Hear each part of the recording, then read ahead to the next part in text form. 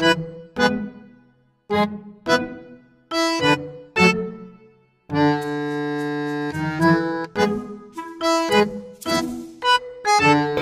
नाम मेहदी महबूबा तबस्सी है।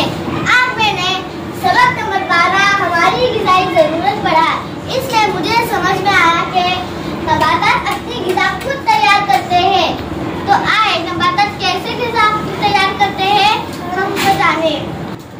नबातात के अज़ा है जड़, तना, पत्ते, फल और फूल है जो अपने अपने रोल अंजाम देते हैं।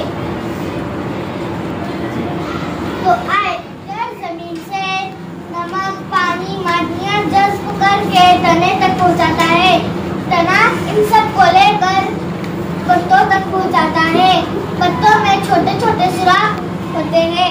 में हवा, कार्बन डाइऑक्साइड, पानी जमा करते हैं।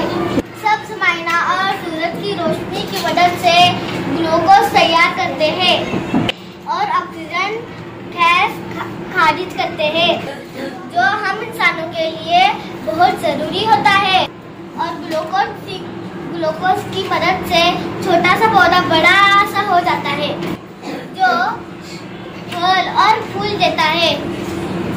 शुक्रिया।